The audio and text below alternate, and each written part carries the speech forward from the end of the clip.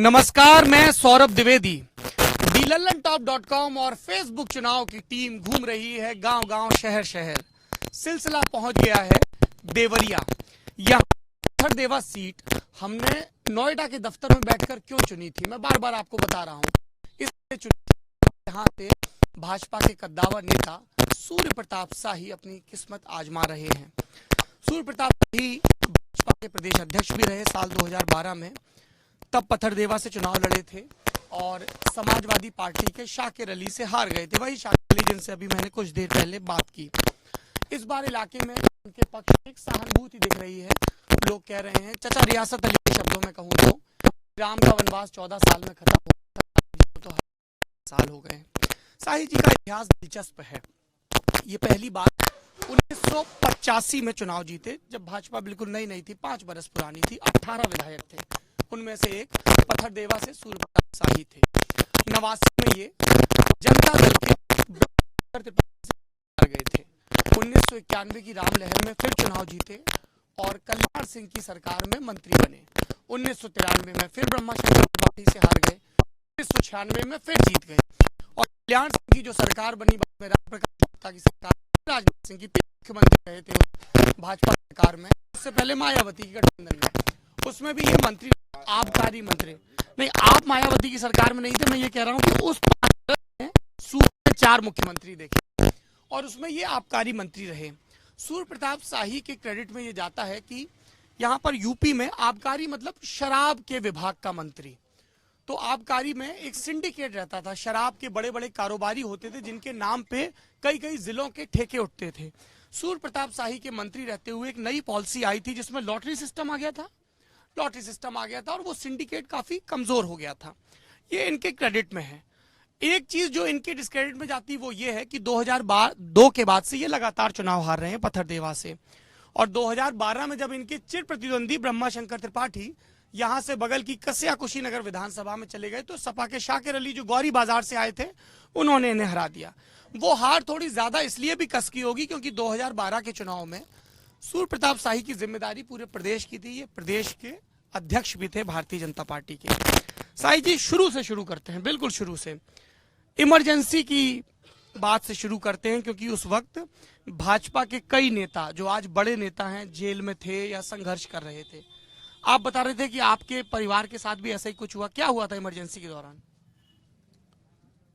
Emergency में इंदिरा जी ने एकाएक जब फैसला आया उनके चुनाव का, और जिसमें माननीय उच्च न्यायालय इलाहाबाद के आदरणीय न्यायमूर्ति श्री जगमोहन सिन्हा ने उनके चुनाव को सरकारी साधनों के दुरुपयोग को सिद्ध पाए जाने पर उनके चुनाव को जब निरस्त कर दिया था, तो इंदिरा जी ने पूरे देश के भीतर लोकतंत्र की हत्या करके इमरजेंसी लागू कर दी और जितने भी विपक्ष के नेता थे उनको उन्होंने जेलों के भीतर ठूस दिया और बंद कर दिया। लगभग 2.5 लाख लोग जेलों के भीतर पूरे देश भर से बंद हुए। जी, इमरजेंसी का तो इतिहास पता है, आपके परिवार का क्या उसमें रोल था? देखिए, मेरा परिवार भारतीय जनसंघ का देवरिया जनपद का संस्थापक परिवार है। मेरे पिताजी कश्मीर आंदोलन के भीतर जब डॉक्टर श्यामा प्रसाद मुखर्जी जनसंघ के अध्यक्ष थे और कश्मीर का आंदोलन चलाया, उसका जो सत्याग्रह दिल्ली में हुआ उसमें मेरे पिताजी जेल गए। जेल से छूटने के बाद जब डॉक्टर श्यामा प्रसाद मुखर्जी ने कश्मीर के भीतर बिना पासपोर्ट के अंदर प्रवेश किया और उनकी जब जेल में हत्या कर दी गई, तो उसके बाद दिल्ली में एक बहुत बड़ा विरोध प्रदर्शन हुआ और उसमें मेरे पिताजी उस विरोध प्रदर्शन में भी शामिल थे, जिसकी वजह से उनको 1 साल की सजा 1953 में हो गई थी। 1952 के विधानसभा लोकसभा के चुनाव में वो कस्या लोकसभा से भारतीय जनसंघ के प्रत्याशी थे। तो इस प्रकार से मेरा परिवार पूर्वांचल के भारतीय जनसंघ और भारतीय जनता पार्टी को खड़ा करने में बहुत बड़ा योगदान किया है। मेरे पिताजी के बाद मेरे चाचा स्वर्गीय श्री रविंद्र किशोर शाही जी नगर से चुनाव लड़े, लेकिन वो सफल नहीं हो पाए। बाद में 1971 में उनको विधान परिषद के भीतर भेजा गया और 77 में के पहले 1974 में वो उत्तर प्रदेश भारतीय जनसंघ के अध्यक्ष रहे। तो मेरे ख्याल से ये यूपी का इकलौता ऐसा परिवार होगा जिसमें चाचा भी अध्यक्ष रहे और भतीजा भी अध्यक्ष रहा, और तो मुझे कोई ऐसा परिवार ध्यान नहीं आता जिसमें एक ही परिवार के 2 व्यक्ति प्रदेश अध्यक्ष रहे हों। दोनों अपने अपने मेरिट के आधार पर रहे। नहीं, मैं वो तो कह ही नहीं रहा हूँ।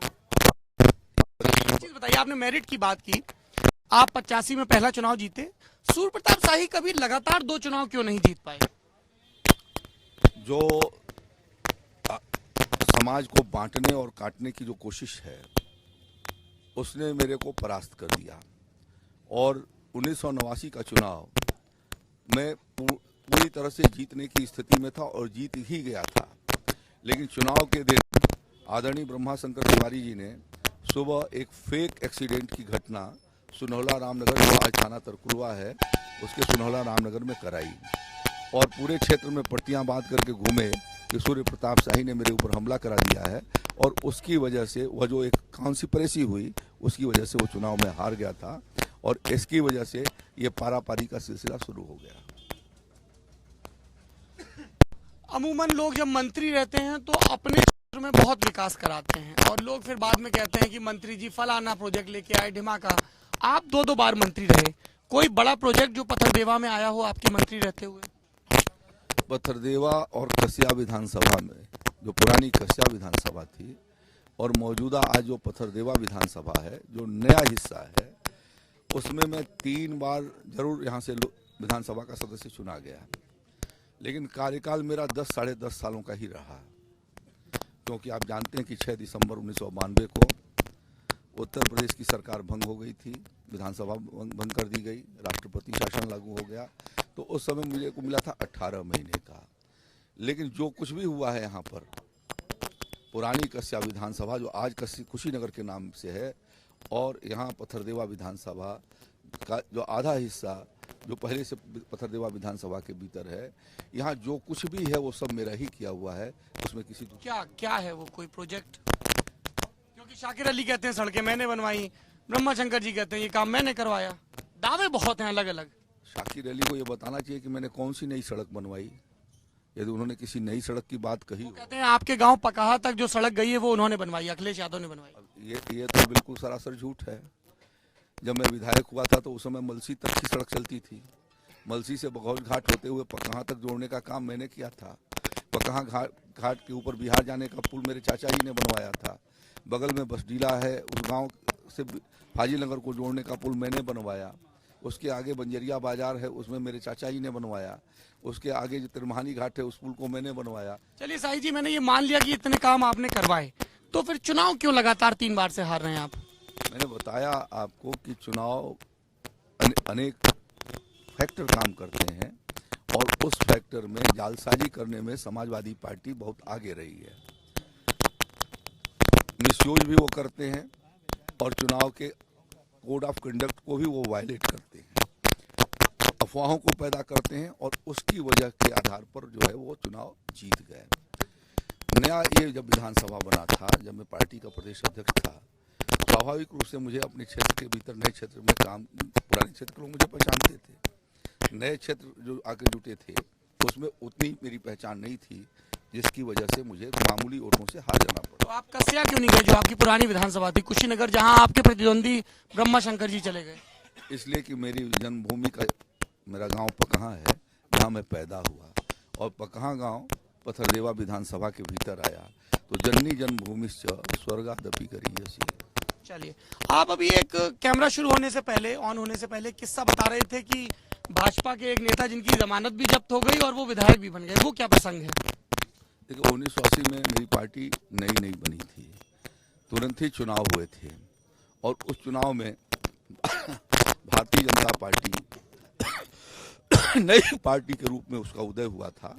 लेकिन देवरिया जनपद के भीतर भारतीय जनता पार्टी ने कमल का खाता हमारे तत्कालीन उस समय के नेता स्वर्गीय दुर्गा प्रसाद मिश्र जी ने सलेमपुर से खोला और 1980 से ही देवरिया उस जनपद में से है जहां पर भारतीय जनता पार्टी का खाता भारतीय जनता पार्टी के जन्म से शुरू हुआ था। 85 में मैं उसको आगे ले गया और 1991 में देवरिया और कुशीनगर दोनों बटे नहीं थे, एक ही जनपद था। 13 में से 10 सीटें हम जीत करके यहाँ से गए थे और उसकी वजह से मेरे को उस सरकार का गृह राज्य मंत्री जैसा एक जिम्मेदारी का पद मिला। बाद में मेरा एलिवेशन हुआ और मुझे कैबिनेट रैंक दे करके पूरा का पूरा चिकित्सा, स्वास्थ्य, परिवार कल्याण, चिकित्सा शिक्षा, होम्योपैथ, आयुर्वेद, पांचों उसके जो विंग हैं वो सब मेरे पास रहे। आप गणेश मिश्र का प्रसंग बता रहे थे, उनके जीतने का, कि जमानत जब्त हो गई फिर भी जीत गए। वो दुर्गा प्रसाद मिश्र जी। वोटों का डिस्ट्रीब्यूशन इस कदर हुआ कि 1/6 वोट पोल वोट का नहीं हासिल कर सके, जिसकी वजह से जमानत तो जब्त हो गई, लेकिन बहुमत जिसको मिलता है वो जीत जाता है, और इसलिए वो 5 साल विधानसभा के भीतर काम किए। आबकारी नीति की बहुत बात होती है आपके ऊपर क्या प्रेशर नहीं था शराब सिंडिकेट का? कैसे ये फैसला लिया? सरकार कितना साथ थी? प्रोसेस क्या था? उस फैसले के बारे में बताइए। स्वर्गीय श्री राम प्रकाश गुप्त जी उत्तर प्रदेश के मुख्यमंत्री थे, और उत्तर प्रदेश के भीतर विधानसभा के चुनाव हुए, जिसमें शराब सिंडिकेट ने खुल करके पैसे का इस्तेमाल किया, जिसकी वजह से जो आप पूछ रहे थे ना कि आप कैसे हार जाते हैं, तो समाजवादी पार्टी का शराब सिंडिकेट के साथ बहुत घनिष्ठ रिश्ता रहा है। जवाहर प्रसाद जायसवाल समाजवादी पार्टी से मेंबर ऑफ पार्लियामेंट रहे। अनेजा नाम मैं उनका पूरा भूल रहा हूँ, बरेली से वो समाजवादी पार्टी के विधायक रहे। डीपी यादव समाजवादी पार्टी के मंत्री रहे। देवेंद्र यादव एटा और मैनपुरी वो समाजवादी पार्टी के पार्लियामेंट के मेंबर रहे। ये इन लोगों का सिंडिकेट था, डीपी यादव का, जवाहर प्रसाद जायसवाल का, बद्री प्रसाद जायसवाल का, ये जो चड्ढा ग्रुप है, पोंटी चड्ढा का, ये अनेजा का जो बरेली का रहने वाला था, और इन लोगों ने खुल करके जो है वो विधान परिषद का, एक जेपी जायसवाल था देवरिया का, इन सब लोगों ने इस्तेमाल किया, और जेपी जायसवाल जो है वो विधान परिषद का सदस्य हुआ, और हमारे तत्कालीन मुख्यमंत्री के कोटे से 6 वोट जो है उस समय कम हुआ। तो मुझे लगा कि ये शराब सिंडिकेट जो है वो उत्तर प्रदेश के राजनीति को प्रभावित कर रहा है, एक बात। दूसरा, जब शराब के ठेके होते थे तो उस समय यह सिंडिकेट एक साथ इकट्ठा हो जाता था और कोशिश करता था कि जो हमने टारगेट रखा था उत्तर प्रदेश का, उस टारगेट को पूरा न होने दें।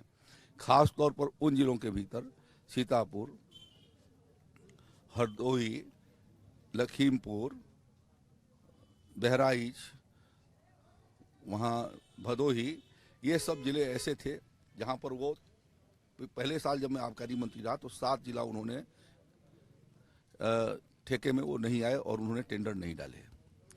दूसरी बार मैं आया, दूसरा वित्तीय वर्ष आया तो उन्होंने 23 में नहीं डाले, और जवाहर प्रसाद जायसवाल ने मुझसे कहा कि अब की बार तो आपने ठेके करवा लिए, अगली बार वो ठेके नहीं होंगे और ठेके पूरे नहीं होंगे। लखनऊ एयरपोर्ट पर वो मिले थे, उस समय मेंबर ऑफ पार्लियामेंट थे, और उन्होंने एक तरीके से मुझे थ्रेट किया कि सिंडिकेट के आगे सरकार झुक जाए। तो मैंने उनको कहा कि ठीक है, ये काम सरकार देखेगी कि हमारा ठेका उठेगा कि नहीं उठेगा। और उसी दिन मैंने अपने एक्साइज कमिश्नर को और प्रिंसिपल सेक्रेटरी को कहा कि हमें अगले साल ठेका नहीं कराना है, हमको नया तरीका अपनाना होगा, और नए तरीके को आप ढूंढिए कि किस तरीके से हम जो है इसको डिसेंट्रलाइज किया कर सकते हैं और सिंडिकेट को तोड़ सकते हैं। उस साल ही मैंने तुरंत, जिस साल जवाहर प्रसाद जायसवाल ने ये बात कही थी, उसी साल मैंने उसमें से जो बियर होती है, बियर को निकाला और बियर को मैंने लॉटरी सिस्टम में डाल दिया। बियर डालने से मुझको 18.5 करोड़ का रेवेन्यू सिर्फ बियर सेक्टर से मुझको प्लस किया, जो कि 3-4 करोड़ पर जाकर के रुक जाता था, वो मैं 18.5 करोड़ जो उस समय का था उससे ज़्यादा मैंने बढ़ाया। तो मुझे इस बात का समाधान हो गया कि लॉटरी सिस्टम से हम रेवेन्यू को बढ़ा सकते हैं। और नतीजा ये रहा कि जब मैं आया था उस समय कुल मिलाकर के एक 18 से लेकर के 2200 करोड़ रुपए तक की राजस्व थी, और जब मैं आबकारी विभाग को छोड़ा तो उस समय 12,000 से ऊपर का राजस्व उत्तर प्रदेश सरकार के खजाने में गया। तो वो तो एक तरीके से वो काजल की कोठरी थी, लेकिन काजल की कोठरी में जो आज सर्जिकल स्ट्राइक मोदी जी नोटों पर किया है, मैंने वैसी तरीके की सर्जिकल स्ट्राइक इस शराब सिंडिकेट के ऊपर किया, और उत्तर प्रदेश के 12,000 से ज़्यादा दुकानदार खुले, जैसे आप इस समय लेकर के मेरे सामने कैमरा बैठे हुए हैं, सारे डीएम को मैंने निर्देशित किया था कि सबके सामने लॉटरी खोली जाएगी, सारा मीडिया वहां पर रहेगा और सिर्फ सादे कागज पर भी जो आवेदन पत्र दे देगा विदाउट एनी सिक्योरिटी, उसको भी उसमें शामिल होने दिया जाएगा। उसका नतीजा ये हुआ कि ठेले वाला, खोमचे वाला, गुमटी वाला, ऐसे गरीब लोगों ने के नामों से लॉटरी निकली और उन्होंने भी अपनी शराब की दुकानें चलाई। और वो जो कल तक बेचता था मूंगफली, कल तक चलाता था चाय, कल तक चलाता था ठेला, वो आदमी जो है वो लाखपति और करोड़पति हो गया। तो यह एक तरीके से, और शराब सिंडिकेट उत्तर प्रदेश से समाप्त हो गया। मायावती जी ने आने के बाद उन्होंने उसको पूरा जो उसका थोक व्यापार था वो पुंटी चड्ढा के हाथों में सौंप दिया। आगे चल करके मुलायम सिंह जी आए तो उन्होंने कहा था कि मैं पुंटी चड्ढा के साथ जो ये एग्रीमेंट हुआ इसको स्क्रैप करूंगा, लेकिन और जितने दिन तक रहे 5 साल उन्होंने उसको चलाए। फिर मायावती आई, उन्होंने भी उसके साथ करके पूरे पश्चिमी उत्तर प्रदेश को दे दिया। बाद में फिर मुलायम सिंह जी ने कहा और अखिलेश यादव ने कहा कि नहीं, हम पुंटी चड्ढा को के साथ जो है उसकी जाँच कराएंगे, उसके खिलाफ कार्रवाई कराएंगे। हमने तो 15 साल इंतजार किए, न पुंटी चड्ढा नहीं रहे, लेकिन चड्ढा ग्रुप के खिलाफ आज तक कोई कार्रवाई नहीं हुई। एनटीपीसी की जगह पर उन लोगों ने प्राइवेट कंपनियों को जो एग्रीमेंट किए, जो विद्युत की लागत थी उससे बढ़ करके 5-5 रुपये यूनिट वो जनता पर उन्होंने लोड किया है। आज जो महंगी बिजली पा रही है जनता, वह मुलायम सिंह और मायावती जी का करतूत है, जिसकी वजह से इतनी महंगी बिजली उत्तर प्रदेश के भीतर हुई है। प्रधानमंत्री जी कहते हैं कि हम एनटीपीसी से सस्ता बिजली देना चाहते हैं, पावर ग्रिड को से हम सस्ता बिजली देना चाहते हैं, लेकिन प्रदेश सरकार सस्ती बिजली प्रदेश की जनता को न दे करके उन बड़े बड़े पूंजीपतियों से, जेपी से, चड्ढा से, ऐसे लोगों से जो पावर हाउसेज लगवाए और जनता के ऊपर 20 साल के लिए लोड किया, एस्टीमेट बढ़ा करके, उस लोड का वजह यह है कि आज प्रदेश के भीतर इतनी महंगी बिजली जनता को मिल रही है। तो उन लोगों ने कभी भी जनता के हित को नहीं देखा, उन लोगों ने जनता के हितों को बर्बाद किया। आज पूरा आप बघौच घाट में हैं। साईं जी ये बताइए, आप कह रहे हैं कि उन्होंने जनता का हित नहीं देखा, इसके बावजूद 2002 से भाजपा कभी सत्ता में क्यों नहीं लौट पाई, अगर आपने जनता का हित देखा और उन्होंने नहीं देखा? उन लोगों ने एक सुनहरा सपना दिखाया, हम किसान को 480 रुपए कुंटल गन्ने का दाम देंगे, हम नौजवानों को बेरोजगारी भत्ता देंगे। इसी तरह के इल्जाम नरेंद्र मोदी पर भी लगाते हैं विरोधी की वो सुनहरे सपने दिखाकर 2014 में आ गए। कल मैं आरपीएन सिंह से बात कर रहा था, उन्होंने भी यही बात कही कि मोदी जी ने सुनहरे सपने दिखाए कि 100 दिन में। आपने जवाहर जायसवाल का जिक्र किया, पडरौना में जो शराब की मिल है, बालेश्वर यादव जब सांसद थे उस टाइम जवाहर जायसवाल ने आके चलाई। मैंने वहां के भाजपा के जिलाध्यक्ष से, सपा के टाइम हुआ, वही मैं बता रहा हूँ साईं जी, मैं वही बता रहा हूँ कि सपा के लोगों ने दिया 100 करोड़ की गारंटी थी। जब 2014 में मोदी जी देवरिया की रैली में आए, कुशीनगर की रैली में आए, तो उन्होंने कहा कि 100 दिन में मिल चलवाऊंगा। मैंने वहां पर भाजपा के जिलाध्यक्ष हैं, वो भी शाही जी हैं, उनसे पूछा कि मिल चली, तो बोले कुछ टेक्निकल पेज है, क्योंकि वो 100 करोड़ रुपए जवाहर जायसवाल की बैंक गारंटी का फंसा हुआ है। तो लोग कह रहे हैं कि मोदी जी ने भी जो लोकसभा चुनाव में वादे किए थे पूर्वांचल में आके, वो पूरे नहीं कर पाए हैं। और दूसरी चीज, राजनीति में तो सब दल वादे करते हैं, तो आपके वादों पर एतबार क्यों नहीं हुआ इतने लंबे समय तक जनता को? ऐसा कोई वादा मोदी जी ने नहीं किया था। मोदी जी ने कहा था कि हम परिवर्तन करेंगे और भारत से कांग्रेस को साफ करेंगे। मोदी जी ने कहा था कि देश के लिए अच्छे दिन आएंगे, और आपने देखा है कि सर्जिकल स्ट्राइक के बाद जो लोग कहते थे कि विकास दर नीचे की ओर चली जाएगी, परसों जो मॉनिटरिंग फंड की रिपोर्ट आई है उसने ये कहा है कि ग्रोथ रेट से 7% से ऊपर चल रही है। तो मोदी जी ने जो वादा किया था कि काला नोट को हम खत्म करेंगे, तो उन्होंने तो करके दिखा दिया। मोदी जी ने कभी इस बात को नहीं कहा था कि हम गरीब माताओं और बहनों के घरों पर हम जो है वो गैस का कनेक्शन फ्री भेजेंगे। मोदी जी ने 2.25 करोड़ लोग परिवारों के भीतर गैस के कनेक्शन भेज दिए। अगले 2 साल के भीतर 5 करोड़ लोगों के यहाँ भेजने वाले हैं। मोदी जी ने कभी इस बात को नहीं कहा था कि जो लोग 2 रुपए किलो गेहूं, 3 रुपए किलो का चावल, अटल बिहारी वाजपेयी जी की सरकार ने जो शुरू किया था, जो उसके बाद जो आबादी बढ़ी, जिसका पुनः सर्वे राज्य सरकार को कराना था, जिसने नहीं कराई, उन लोगों को हम 2 रुपए किलो का गेहूं और 3 रुपए का किलो चावल देंगे।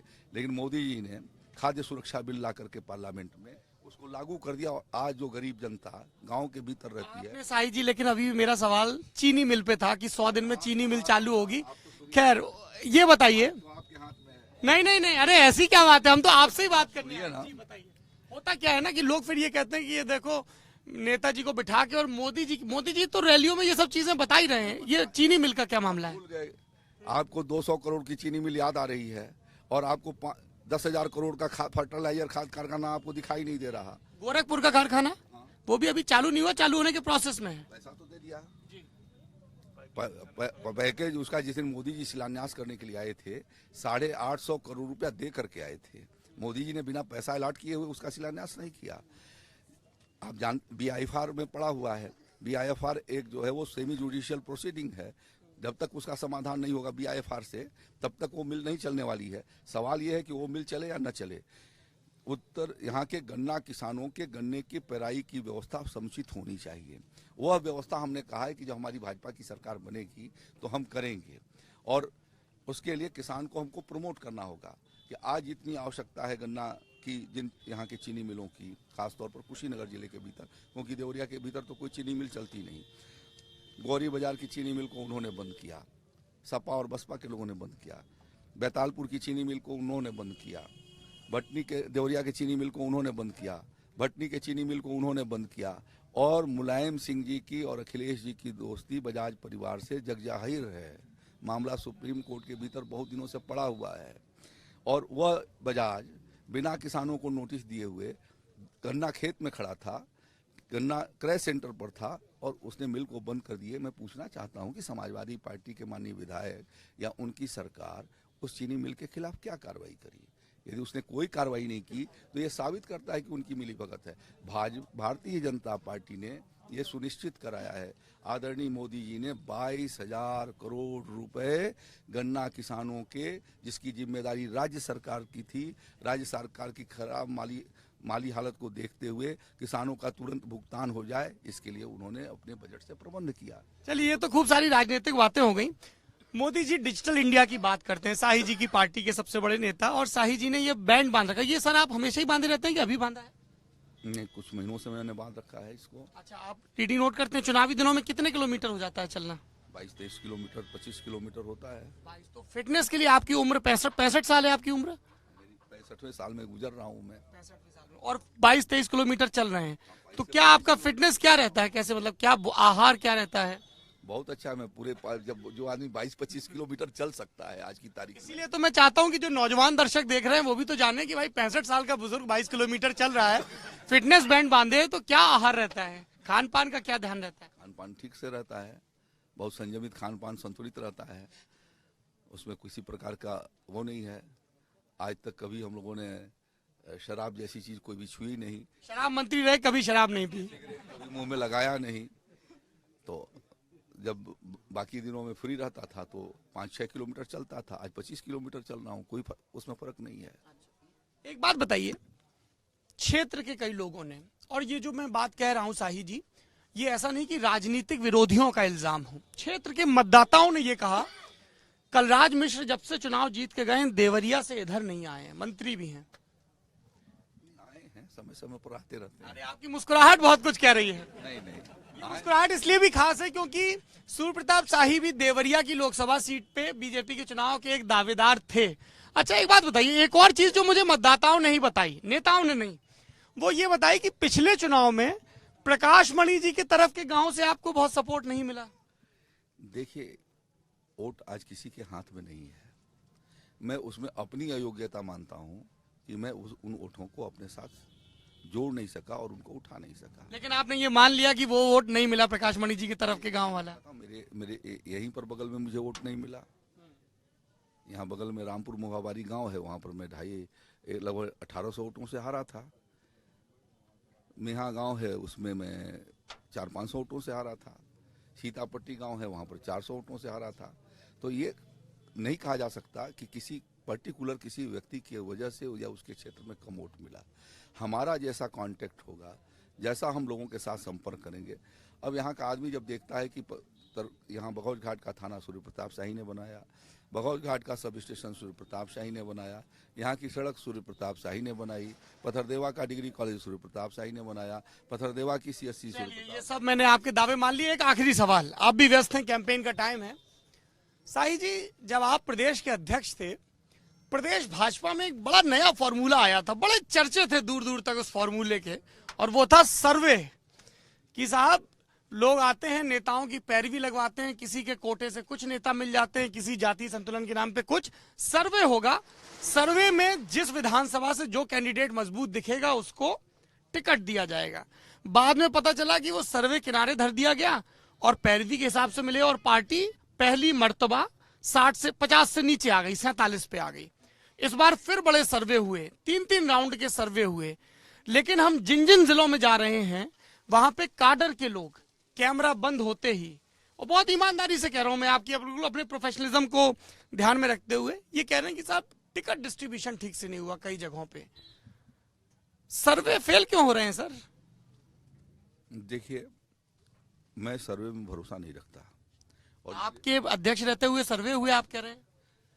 प्रदेश पार्टी ने किसी भी प्रकार का कोई सर्वे नहीं कराया था। हमारे भारतीय जनता पार्टी की यूनिट 365 दिन काम करती है और भारतीय जनता पार्टी के प्रदेश अध्यक्ष के नाते हर जिले के अच्छे कार्यकर्ताओं को, सक्रिय कार्यकर्ताओं को मैं व्यक्तिगत रूप से जानता रहा हूं और आज भी जानता हूं। और इसलिए ये कहना कि सर्वे उसका एक कारण बन सकता है, मैं इस बात को नहीं मानता। अनेक चीज़ें होती हैं टिकट डिस्ट्रीब्यूशन के भीतर, जिसके भीतर उस उम्मीदवार की लोकप्रियता होती है। 2012 के विधानसभा के चुनाव की वो 2009 की लोकसभा की पृष्ठभूमि में लड़े गए थे। 2009 की लोकसभा में भारतीय जनता पार्टी को सिर्फ 10 सीटें आई थी और 23 सीटें कांग्रेस को गई थी। जिस समय अध्यक्ष बनाया गया था मुझे, लोकसभा के चुनाव के 1 साल बाद, उस समय ये आम चर्चा थी कि भारतीय जनता पार्टी चौथे नंबर की पार्टी हो गई। मेरी जो उपलब्धि ये है कि मैं भारतीय जनता पार्टी को लोकसभा के चौथे से विधानसभा में तीसरे नंबर की पार्टी पर ले आया। यदि और फैक्टर नहीं रहते तो भारतीय जनता पार्टी दूसरे नंबर की पार्टी होती, लेकिन वो बीते हुए दिन की बात हो गई, वो अलग की बात है। लेकिन ये कहना कि भारतीय जनता पार्टी कमजोर हो गई, 2009 की लोकसभा में 23 सीटों की पाने वाली कांग्रेस को मैंने 23 सीट पर समेट दिया और हमारे 49 सीटें आई, और वो 49 सीटें आई जिसमें से एक आदमी भी पार्टी छोड़ करके बाहर नहीं गया। तो इसका मतलब ये है कि जो टिकट हमने डाली थी वो कसौटी के आधार पर डाली थी और गारंटेड थी, जिसकी वजह से कोई पार्टी छोड़ करके नहीं गया। ये मुझे फख्र है कि उस अवस्था में जब पार्टी तीसरे नंबर की थी, जब दल बदल होता है, उस समय भी मेरी पार्टी के लोग नहीं गए। इसका मतलब कि टिकट डिस्ट्रीब्यूशन बहुत अच्छा था। हमारे केंद्रीय नेतृत्व ने सोच समझ करके उस पर मोहर लगाई थी। उसमें आज की तारीख में उसकी कोई रेलेवेंसी नहीं है। बात खत्म हुई आज की तारीख पर। आज की तारीख और इसके कुछ दिनों बाद, 2 दिनों बाद, आज चुनाव प्रचार का आखिरी दिन है पत्थरदेवा में इस चरण में। परसों यहां पर पोलिंग है, 8 मार्च को आखिरी चरण की पोलिंग है, 11 मार्च को नतीजे आएंगे। आप उत्तर प्रदेश के मतदाता ये तय करेंगे किसके दावों में दम है। सोच समझकर बटन दबाइएगा। जिसकी नीयत पर, जिसके दावों पर आपको एतबार हो, उसी को चुनिएगा, ताकि 5 साल इंतजार ना करना पड़े। thelalantop.com और फेसबुक चुनाव की टीम आपको उत्तर प्रदेश की सियासत के कई नजारे दिखाने की कोशिश कर रही है। हमारी कोशिशें कितनी कामयाब हैं, कमेंट बॉक्स में बताइए। मेरा नाम सौरभ द्विवेदी, कैमरे के पीछे रजत सैन। शुक्रिया।